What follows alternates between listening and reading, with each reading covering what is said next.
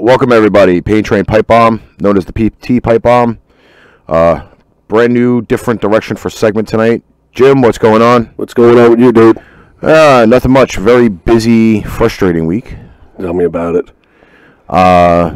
New segment. We're going to do wrestling review for the first time ever. Should be interesting. Absolutely. So, Royal Rumble this past Sunday. Give me your review. We'll break it down. Give everybody our outlooks on these rumors and possible upcoming events with WWE. Okay, well, the Rumble this past Sunday night, I personally thought it was a letdown. It was poorly executed. The match booking was kind of crappy, and shockingly enough, the Rumble match itself was a disappointment, just in my opinion. Okay, now do you think that they placed the matches properly to make this pay-per-view? Would there be any changes of the lineup of the way they did it? Honestly, I don't like the way they started off the pay-per-view with the Divas title match. What I think they should have done was started it off with the Cruiserweight match. And why the Cruiserweight match?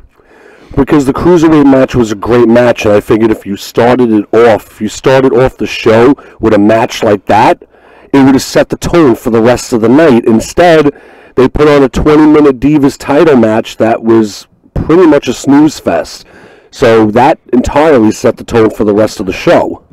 Do you feel by them having the match lead off makes the women's division any stronger or weaker?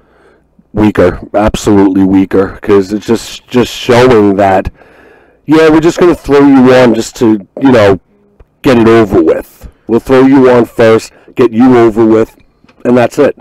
Well, see, my problem with this pay-per-view is that, and this is over review, and I'm still reviewing it right now till this very second, that 90% of the matches that they had, excluding the Rumble, were all championship matches, for one. Two, all the championship matches didn't even make the main part of the show, which I think was kind of stupid. Didn't they have the tag team title match on the pre-show? Yes, they did. And I think that was a very, very big mistake, as well as the fact that you had basically 4 matches and then the Rumble, with a lot of dead space after that, being the fact that WWE decided at one point they were not going to be uniform to stopping their live shows or pay-per-views before 11 o'clock. Right. And to even cap that off with the cherry, you have the Raw tag titles pre-show. You have the women's Raw title on to lead off the pay-per-view. But you don't even have the Smackdown tag team titles on the pay-per-view at all. Right, and they didn't have the Smackdown women's title on the show at all either. Well, no, that's because they booked her in a 6-woman tag match. I'm not sure. That was also pre-show as well. That was pre-show. Which just really didn't make any sense.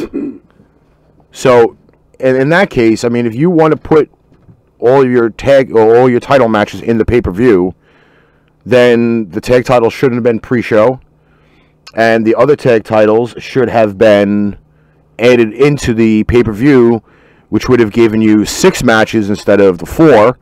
Right. And then you'd have that extra space where if you want to cut the 11 o'clock limit, then they fill up that extra half an hour that they miss at the end. You're absolutely right about that. I mean, it's WWE program. They do what they want. They make everybody pay $10 a month.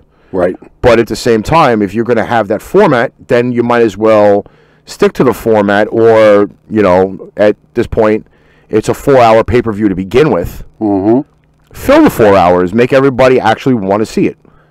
Yeah, I mean, instead of having, match promos left and right to fill up that time, like you said before, put in another match instead of having a pretty jacked up pre-show. Well, at this point right now, match promo, and this is my opinion, WWE, if you pick up on this and you want to sign me on somehow, because I'm very creative with half of this shit, I can see match promo for the Universal title.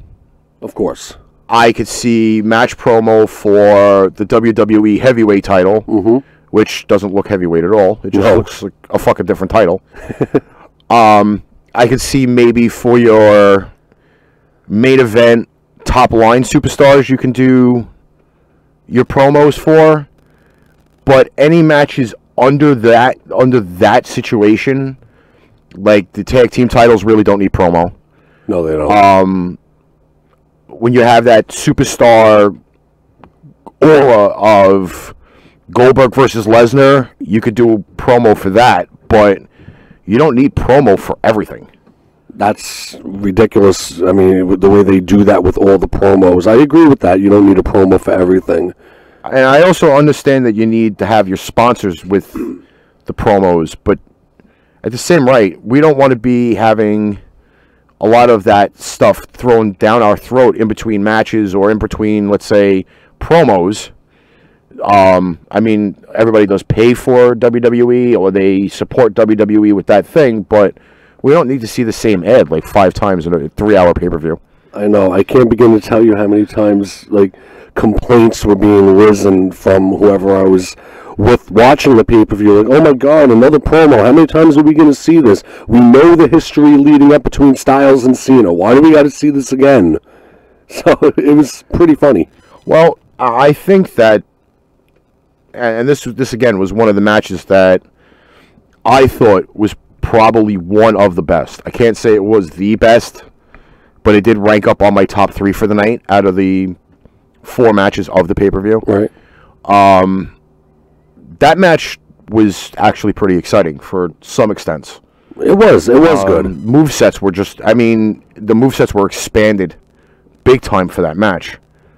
Yes, it was. And it surprisingly enough showed how much cardio both guys do, because that match went, 36 minutes, I think it was? Yeah, I think they said it was pushing the 40-minute mark. And it was just literally, like, there would obviously, Cena's been around for quite a while, so he's trying to update his moveset a little bit. That spinning powerbomb, I think it was, that he does now.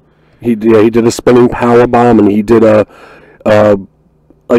sort of a half-ass roll-up into his attitude adjustment, so he kind of combined moves. But at the same rate, though, like, you don't expect that from Cena at all. Of course not.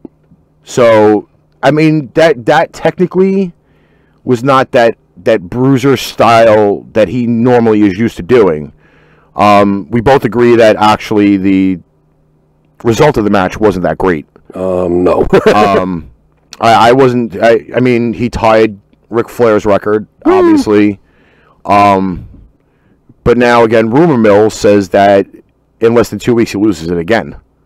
That's why I think it's ridiculous that they put the strap on Cena just for the purpose to tie the record, and then they're going to take it away from him right away.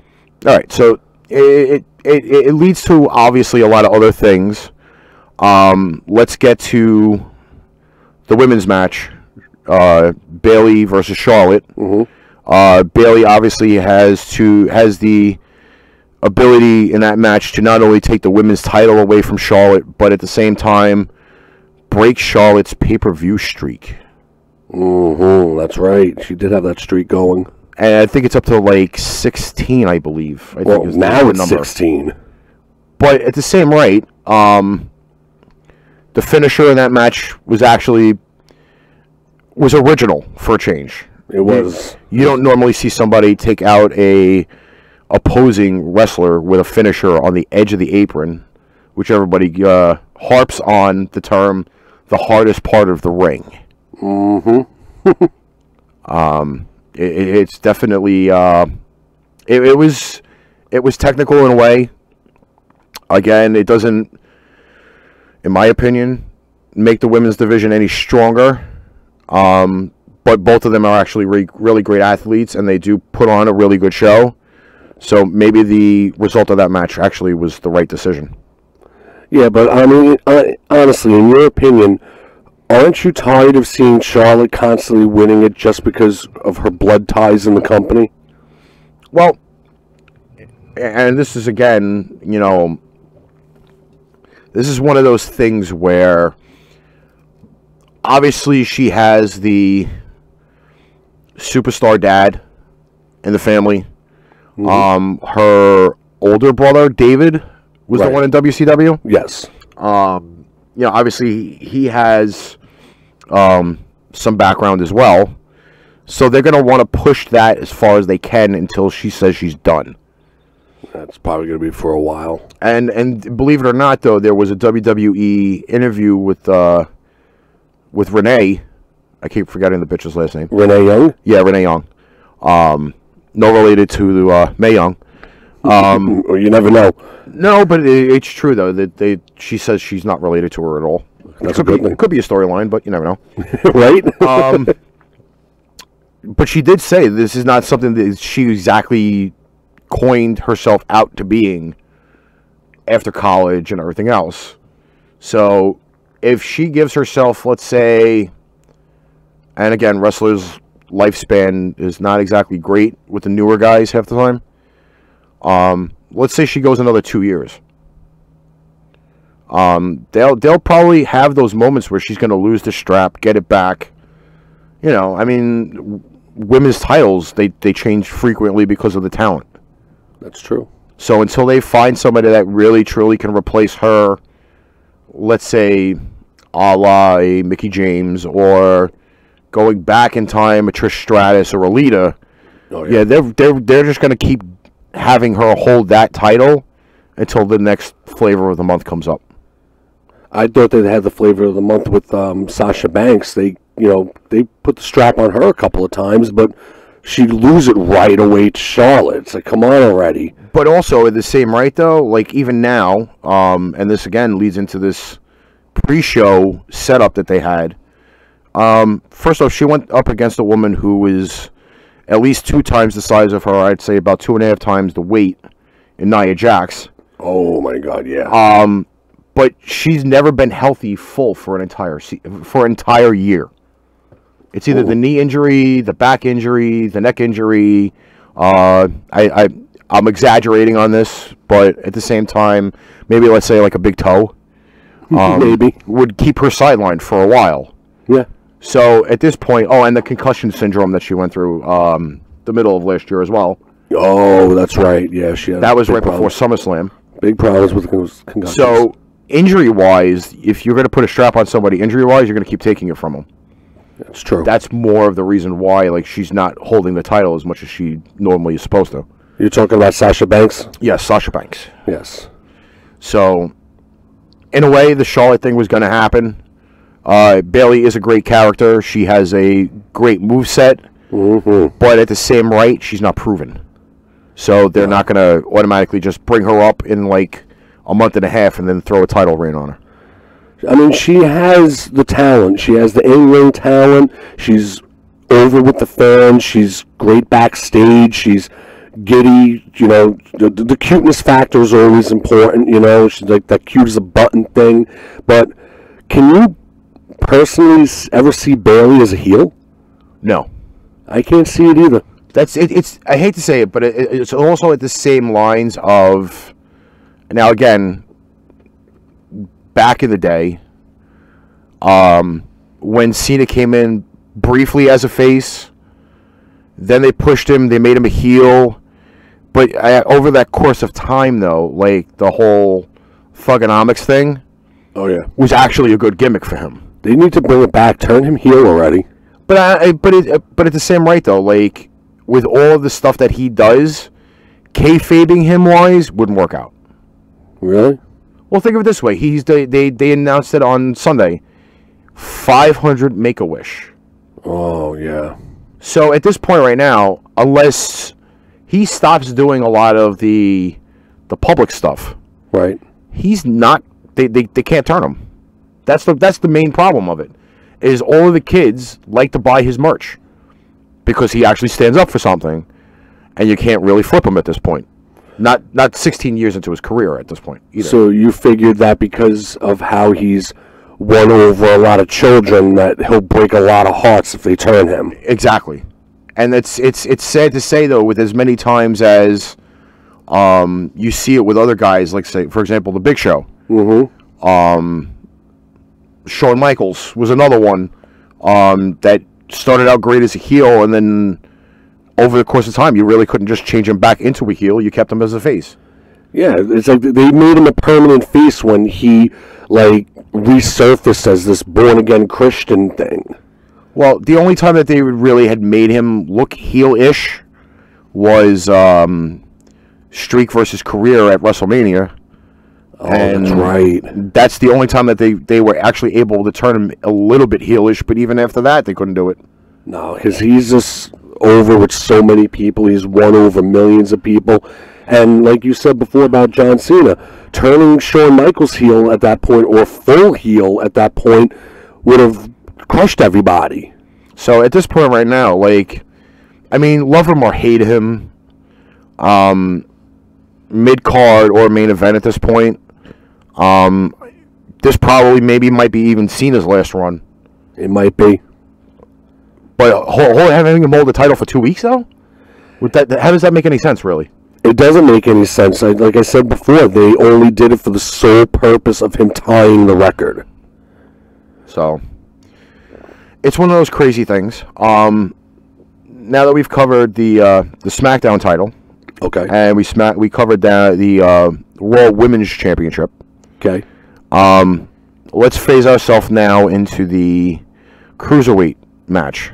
Absolutely. Which you suggested, like I did to you previously, that it really should have led off the pay-per-view to set the tone.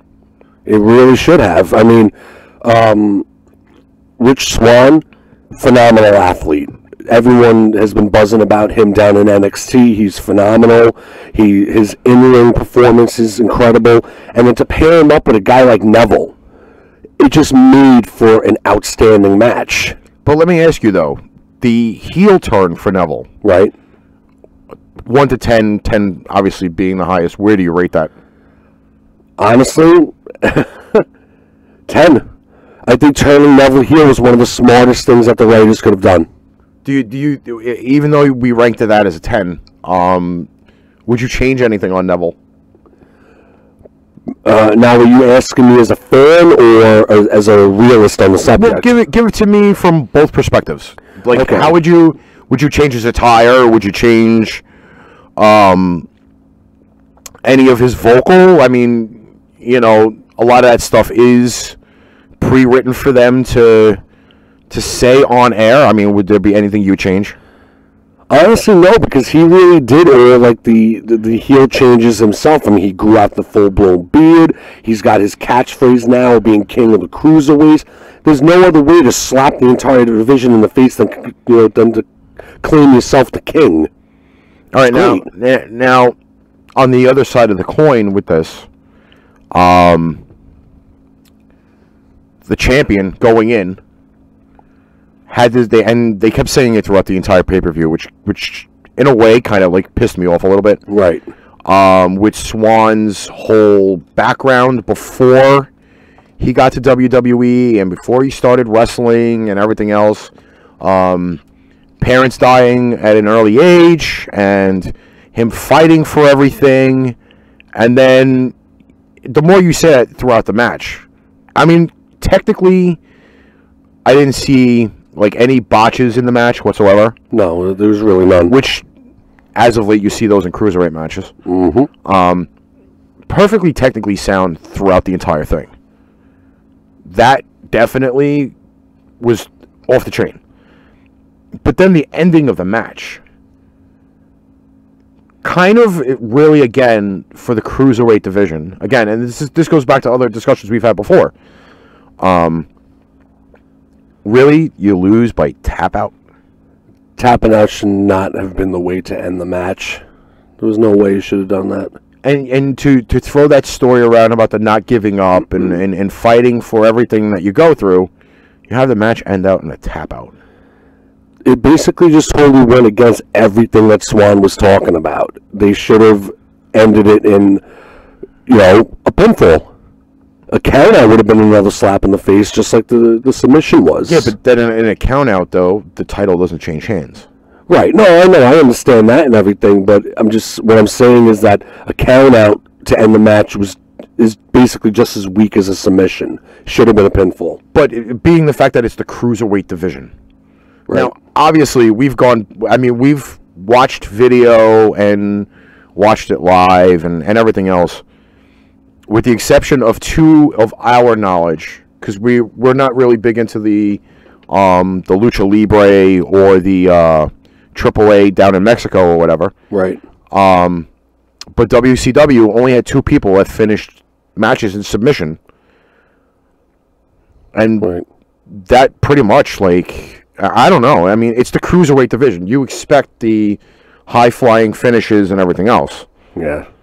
You know, I mean, Neville does have that red arrow, that 450 spinning splash from the top rope, which is what he really should have finished the match off with. I agree. But I don't know. Like, I mean, to go along with that Cena-AJ Styles match, yeah, that was probably up there in the entire rankings of the four title matches that they had for the pay-per-view. It was definitely one of the best of the night. So cruiserweight match really was really good. Now, we've covered 3 out of the 4, and the Rumble is obviously going to be like the biggest discussion.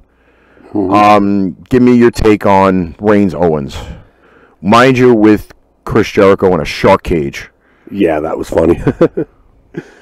I personally enjoyed the Kevin Owens-Roman Reigns match, even though, you know, in a way I kind of wish the results were different, because Kevin Owens' reign as Universal Champion seriously has gotten stale already. It's like enough is enough with him already. The unfortunate thing to me is that the whole storyline with the 3 of them is stale enough. Mm-hmm. Because every week on Raw, it's the same 3 people. It's Reigns, it's Owens, it's Jericho. I know, they give it up already. You're beating a dead horse at this point. Now, there were like 2 or 3 botches in this match. Specifics, I'm not really getting into those, because I can sit there and fucking critique people's stupid mistakes all the time. That's true. Especially in wrestling, because you perform these moves thousands of times. Right. Did anything really pop out during that match to you? Does it really, like, make anything, like, say, okay, this was a match to actually keep in the top 3 for the night? I would have to say no. I mean, as good as a match it was, but nothing to me stood out like, wow, that's in my top 3. I mean, the only thing I really saw out of that entire mess, I have to say, was that backflip into the stack of chairs. That was one of the oh my god moments of the match. That really was it. I mean, also didn't Kevin Owens do a sumo splash onto Reigns on top of a table? Yes, he did. Okay, so 2 oh my god moments of the match. Now, obviously the match ends in Owens with a win. Hopefully ending that whole fucking storyline, because it's trash. It really is. But at the same right now, the one event that happened in that match now leads into the Rumble itself. And that's with Braun Strowman interfering in the match. Which was a total surprise. It wasn't that it was a surprise to me. Obviously, they've had the matches where they've had Strowman tagging with Owens and Jericho to go against Reigns, Rollins, and Sami Zayn. Oh, yeah.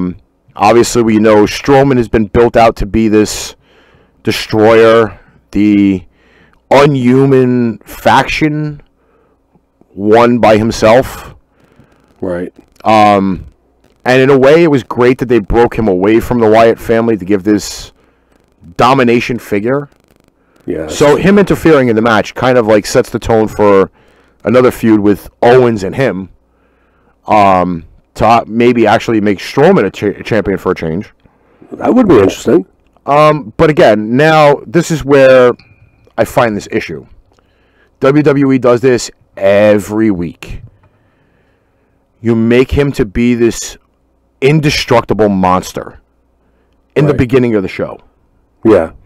And then when it comes down to the end of the show, they pussify him so much that, like, what you did in the beginning was just counteracted what you did at the end. Makes no sense to me. Now, through a little bit of careful research here, I got the listing for the entrance for the Rumble. Now, at the same rate, there were names in there that maybe shouldn't have not been in there. But Braun Strowman came in at number 7. Right. Number 7. Okay, now, he eliminated 1, 2, 3, 4, 5, 6. He actually eliminated himself. I don't know how that happened. Or that's maybe just a fucked up thing that happened here. But he eliminated, in the match, supposedly he eliminated Jericho, which at some point I know Jericho was in toward the end. So maybe this article might not be on point. But he did get rid of Kalisto, which shouldn't have not been in there. Mojo Rawley. Right. Oh, that idiot. The guy who's even paler than Sheamus in Jack Gallagher. Mark Henry. And Sami Zayn. Yeah. Now, anyway, again, you've now made him to be this indestructible object. Leading up to the Raw before that, where the 4 biggest guys, technically, in the match, should have all been in there at the same time. Right. And he got killed off. Well ahead of time. Not even a quarter of the way into the Rumble. Kind of reminds me of how they watered down Kane. It's like they're watering Strowman down already. Now, the Raw before, literally, you had Strowman confronting who? Do you remember? No, I don't remember. Okay. If my memory serves me correct, Strowman was confronted by Lesnar. Okay. Then Strowman decides that he's going to take a walk because he's not going to fuck with Lesnar. And you have Goldberg and The Undertaker in the ring at the same time with Strowman on the runway to the ring. Right. Shouldn't the 4 of them been in there at the same time? Absolutely. You know how epic that would have been? They said this was the biggest unpredictable Rumble ever. So they say. 4 of your superstars at the same time. Now we'll move a little further in the match because this is where, again, WWE drops the ball. Again. Now, I'm looking at this. Lesnar came in at 26. Oh, yeah, that's true. 2 people later, sandwiched in with Enzo Amore in the middle, by the way. Thought that was actually pretty funny. Yeah, it was. Goldberg comes in at 28 and eliminates Lesnar in 1 minute and 36 seconds. Yeah, no awesome words. That's how awesome that was. Now, again, you want the 3 biggest guys in there. Yes, you want Goldberg to show the dominance because he's done it to Lesnar 2 matches in a row. But you got to somehow save Lesnar. That changes the entire outlook of the rest of the match. It's just inexcusable to me. What number on the list does it say when Undertaker came out? Was he 29? Undertaker came out at number 29. But by then, Lesnar was already eliminated. Which made absolutely no sense. I mean, to have the 2 guys, I should say, in the ring at the same time, who Lesnar, we all know, broke Undertaker's WrestleMania streak, to have them both in the ring at the Rumble would have been awesome. But to have all 3 of them in, Lesnar, Goldberg, and Undertaker, which is what you left Raw off to be with, should have happened. Yeah, I don't even know what to say anymore. Their writers are horrible. And also at the same time now, Randy Orton came in at 23. with Bray Wyatt coming in at 21. And then Luke Harper came in at 25. Yeah. So now you have, literally at the same rate, you have all three of the Wyatt members in the match. Which, again, SmackDown, the 2 episodes before, is kind of seeing the split of the Wyatt family. Yeah. With, now they're making Luke Harper look like a pussy. Yeah, they are. Like, literally a fucking cock-whipped pussy, which they also did with when they had him with the Intercontinental title. What's your outlook on that? Because I'm literally am a little confused about it. Wow. I mean, my outlook on watering down Luke Harper, or just... I'm thinking just the whole Wyatt family split to begin with, because now, if you think about it, Eric Rowan has not been in the picture for months. Who knows? Maybe he finally decided to hang it up. I don't know. Maybe is he injured? Did he get released? I haven't heard anything on that. Because it's just very weird. It really is. You don't see... I mean, they did the brand split, and Eric Rowan went with them to SmackDown. The only one that did not make it with them was obviously Strowman. So that's this whole divide thing kind of messes everything up a little bit. And then obviously you have your last two, which again I cannot specify enough. Stop fucking shoving Roman Reigns down our fucking throats. I know, enough is enough already. You have the guy win 3 titles in 6 months to only lose it again. So he wins 3 and loses 3. And now you make him number 30 in the Rumble. When, not to mention, he already had a match in the Rumble pay-per-view not too long before the Rumble match itself. Is there any reason whatsoever why number 30 couldn't have been a surprise entrant or just someone other than him? Well, that was the other big thing, is that there was only one real surprise entrant in the Rumble on Sunday. And who was that? And that was, believe it or not, the Perfect 10, Ty Dillinger. Oh, no wonder they made him come in at number 10. Well, again, but at the same rate, though, and this is probably going to be another topic for another episode. Okay. The usage of WWE bringing up NXT talent, especially in situations like this. Now, obviously, the roster itself from this Royal Rumble, and again, these are guys that were brought up from NXT. You can count them off. Within recent of the last 2 years, Big Cass and Enzo, okay, NXT. Kalisto, NXT. Mojo Rawley, NXT. Strowman was not in NXT. No. Sami Zayn, NXT. Obviously formerly of Ring of Honor and other companies like New Japan, was in NXT. Now, Ty Dillinger, obviously, is still technically in NXT until they classify him as main roster. That should be soon. Baron Corbin, NXT. Then you got some of the other names that we know, obviously, of Dean Ambrose was NXT.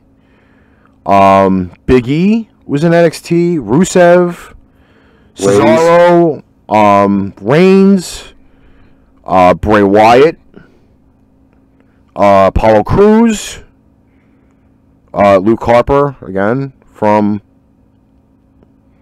And I mean, majority of the match is guys that came up from NXT. But knowing the fact that you have a crop of really, really good guys down in NXT, why were they not in this match? Like Nakamura? Well, Nakamura had gotten injured the night before. Well, that would explain why. And apparently he's still not ready for the Raw roster. Which I don't understand, because his popularity is pretty much through the roof.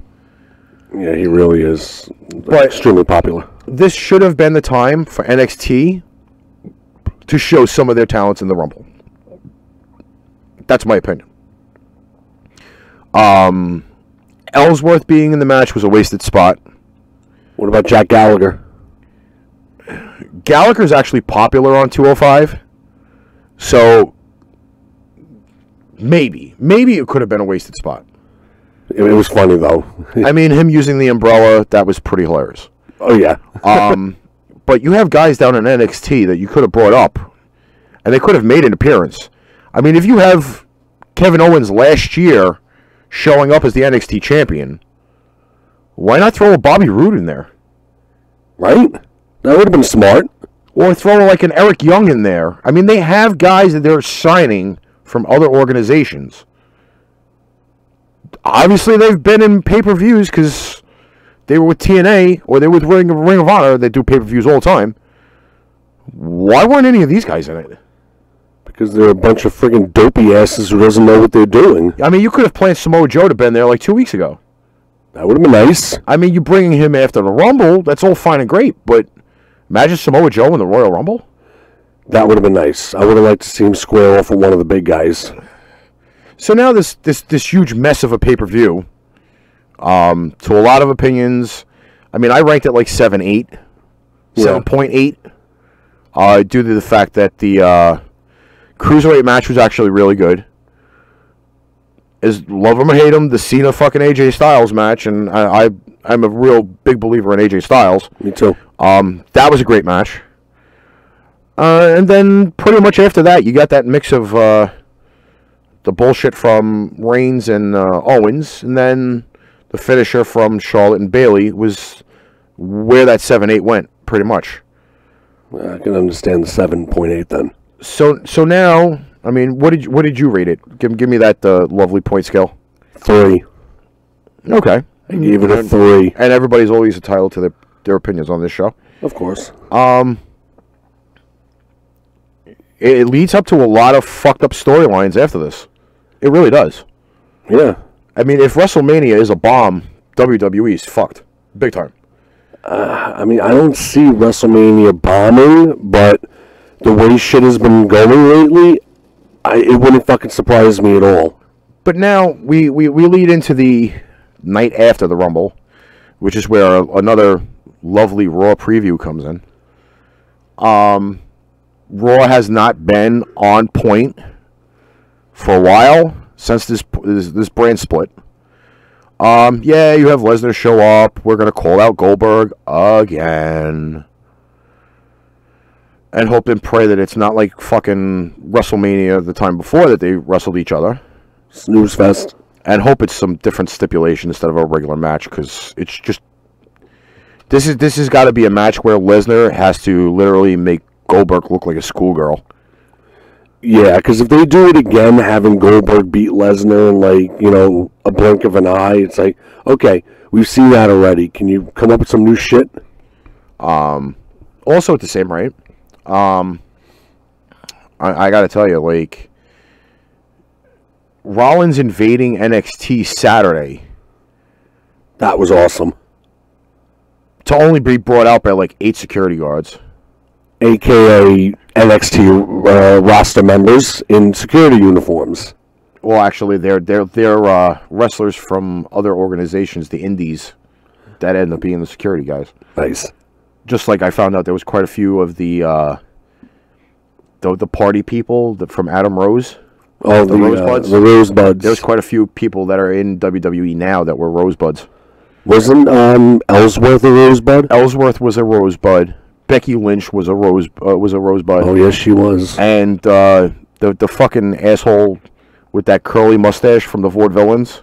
Oh, I don't know. He was a Rosebud. Oh, and Strowman was a Rosebud. Was he? I don't know if you know that. Yeah, there was a video that was published on YouTube. It said 5 superstars that you didn't know that were Rosebuds. Oh, I gotta look that shit up. Yeah, it was crazy. I wonder who the bunny was. Probably Sami Zayn. The bunny? He was too tall to be Sami Zayn. It was Sami Zayn. Could have sworn it was maybe Baron Corbin or something. No, because Sami Zayn's the only flexible one out of everybody that could do it. That is funny. But it was hilarious. El Generico turns bunny. Yes.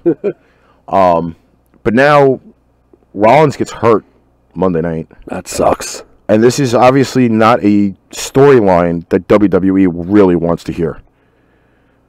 because now you've fueled this feud with him and Triple H, meaning Rollins.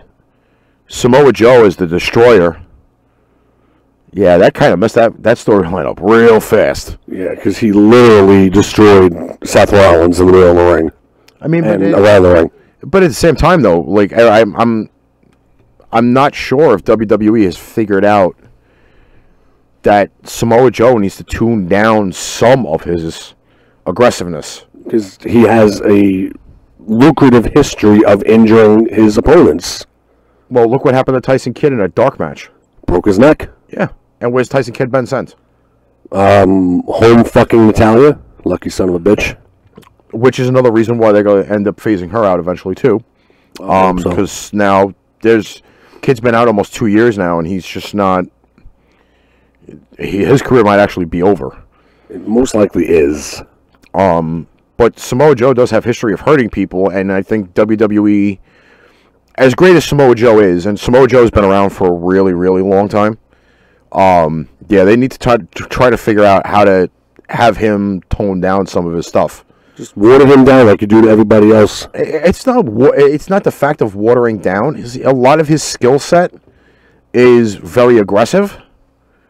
And, for example, like that Kohita clutch. Ouch. It's a modified sleeper, which is like an MMA sleeper. Yeah, that could be pretty dangerous half the time. Look what it did to Rollins. I mean, Rollins was literally fucking drooling at the mouth at the end of this, but yeah, WWE drops that bomb literally 2 days later. I'm not exactly sure if they really wanted to release that news with Rollins being hurt after Monday night. You find it a little weird that it's 2 days later, though? Yeah, I mean, you figured with an injury to a wrestler, I mean, especially an injury to Seth Rollins, because it's not like he's like a roster reject or a jobber, you know, he's Seth freaking Rollins. Why wouldn't you tell us the information earlier than 2 days? Maybe they wanted to know for sure. Who knows what it could have been? Yeah, but with the with that lovely amount of, technology that we have. Yeah, too much of it. Yeah, I'm not really sure about the not having the info available right away. It's not hard to take to get results of an MRI or a CAT scan or, for that matter, an X-ray in 2 days. I don't know. It does seem a little weird that the injury to Rollins took 2 days to be exposed, if you want to say that, because look what happened when he injured the knee the first time. It was all over social media, like, immediately after it happened. And that was at a house show, mind you. It wasn't exactly like a pay-per-view or an actual live airing of Raw. Yeah, that was at a house show in, like, Germany or something. Ireland, actually. But still, it was out literally that day. Yeah. The day he injured his knee in that match against Kane in the house show, it was all over the place. You found out the same day. I found out the same day. But now all of a sudden, Rollins re-injures the knee when Samoa Joe tossed him down to the canvas, and 48 hours later, we're just finding out. I don't know. It's a little weird. It does, in a way, kind of like make you think about how WWE really wants to do this, but now... Again, the rumor mill has been crazy since Monday. And then you see the results of SmackDown and Raw from this week. It is a very, very bad circle for them right now. Nothing's going right, it seems. For them to call an emergency meeting right after they released the news for Rollins being hurt, and then basically trying to set their WrestleMania lineup up and their storylines and everything else, because WWE now shoves the 2 extra pay-per-views down our throats every month. Yeah, ever since the brand split. Well, it's fair to Raw and SmackDown that they each get their own show, but now the calendar date for WrestleMania is now April 2nd. Yeah. Here we are on February 2nd, and they have to overlap their WrestleMania plans, with the exception of Orton being at WrestleMania, obviously, because he won the Rumble. They're kind of messed up at this point. I don't know. Yeah, they really are. Who knows what they're going to have planned? But does it make you look forward to the next 2 pay-per-view now? No, not at all. The only thing I could say that I'm actually looking forward to is actually just seeing the action in the Elimination Chamber and who's going to be in it. That's really it. But now, like we spoke about the other night, with the injury to Rollins, that deads like a couple of storylines now that could have been possible setups for WrestleMania. What's going to happen now? Well, you figure at this point right now they've already dropped the ball with the Rollins Triple H thing once before, with him losing the Universal title match. They should have done it then. Yeah, like right after Triple H fucked over Rollins for Kevin Owens to win the Universal title, you should have started the beef between Triple H and Rollins right then and there. Because when did they have the match with Rollins and Balor? Was that Survivor Series? Rollins and Balor was SummerSlam. SummerSlam. Okay, so then you're looking at August. And obviously Rollins was in the run for the title that Raw after the pay-per-view? Yeah, the very next night. So, okay, so we're looking at what? August 24th. Yeah. Roundabout date, right? Because it was the SummerSlam was on your birthday. No, that was 2 years ago. 2015 SummerSlam was on my birthday. Okay, but last year was the 21st, I believe. Okay, so even at that point, it's around that area. that's the only way I can remember it, is because SummerSlam is usually around your birthday. Right. You have February, is anybody out there? You have Rollins lose that match, healthy, mind you. You wait all the way till the Royal Rumble to do it. Bad writing. Bad writing. Is it to the fact that now that maybe, and it is, again, as much as the reports have said it, the Triple H doesn't want to wrestle at this point. You know, he's tied up in the UK title, with the British wrestling. He's tied up in NXT. And looks like he's in tremendous shape, with the exception of maybe that haircut that he has. Yeah, the bald head, you mean? Yeah, that it still doesn't fit him. I don't think it has ever fit him. No, he does not look badass at all with a fucking the beard bald head. does look good, though, and I'll be looking forward to growing my beard like that. The full-blown beard does work. But again, August, January, 4-month period for, I don't know. Exactly. Just doesn't sit right. Oh, it doesn't. I mean, it's unfortunate back then when Balor had to relinquish the title and everything, because I'll be honest with you, I was really digging that Rollins-Balor beef. I really was digging that. But the Balor character is original. That's what I love about him. The alter ego of the Demon. Oh, yeah. That just totally just makes his character so much better. That is some badass shit right there. All right, so I want to finish up with this one. Go ahead. This lovely rumor. Oh, and obviously it did extenuate from the Rumble. Reigns, Undertaker, WrestleMania 33. Hell fucking yeah is all I can say. Who do you want to win, though? I want Undertaker to win, but I'm not 100% sure if that's going to happen, because if I'm sorry, no, I was going to say Rollins, sorry there. If Reigns eliminating Undertaker in the Royal Rumble is considered Reigns' heel turn, people hate him already. How much more flack can he possibly get by beating Undertaker at the grandest stage? But do you see this now? And again, they both like to call the ring their yard. Oh, that's right. Do you possibly, and I cringe when I say this, do you possibly see Undertaker passing the torch to Reigns and giving up his yard at WrestleMania? Absolutely not. If he's going to do it if he's going to pass the torch, Roman fucking Reigns is not the guy to pass the torch to. But think of it this way, though. WWE possibly could send Undertaker out on a bad note with a loss for Roman Reigns at WrestleMania 33. And me speaking as a lifelong Undertaker fan, the sound of it is purely sickening. That's just how I feel about it. I mean, we were both shocked with the Undertaker losing to Lesnar. Oh yeah. At some point, streaks were going to end. Yeah, they never last. But this does not sound like a really great storyline for him. No, it doesn't. I mean, the original rumor, again, a rumor, was that Taker wins the Rumble for his second to last big match.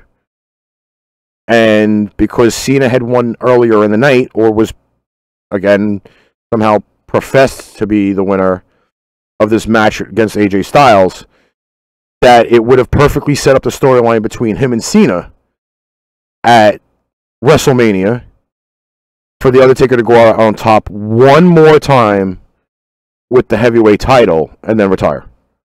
You mean retire as champion? Yes, retire as champion and then have the tournament like they've done once before with the title. I think it was WrestleMania 4. I believe they had it in Trump, the Trump the casino. Trump Hotel and Casino in Atlantic City. They did that for 4 and 5. Yes, I really think that probably would have been the best way to go. Or, because I'm not sure, again, if they're doing their list of the pay-per-view this year. But imagine if that title was, instead of being the King of the Ring, could have been a King of the Ring pay-per-view for the World Heavyweight title. That does make a lot of sense, but, you know, judging from the WWE writers, nothing that they do makes sense anymore. But that actually would have been a great format, though, for them. To have it happen the way it did with the Undisputed title. The 4 matches at the one pay-per-view. Jericho beats The Rock and Stone Cold in the same night. Oh, yeah, that was great. See, that was the era of wrestling when it was wrestling and it was fun to watch. Now it's just all stale, fucking recycled storylines. But now I guess because now the Elimination Chamber sits in the middle and the lower end Raw pay-per-view, I guess the coming weeks will tell where WWE is going to go with WrestleMania. We can only wait and see. So, at that note, we're going to sign off. We'll be back next week with another review of WWE, SmackDown, and Raw. And maybe, just maybe, we'll throw in WCPW. WCPW is fun shit. And it's a good and up-and-coming wrestling in the UK.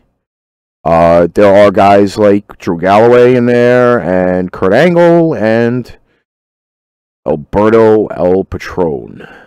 And isn't Bubba Ray Dudley there? Yeah, Bubba's been there. I'm not sure if he's a staple on there. But as of, I think it's April 29th, Rey Mysterio Jr. will be wrestling at WCPW. Little Rey fucking Mysterio. Little bastard. So, until next time, we'll catch you all on the flip side, and hope everything is cool with you.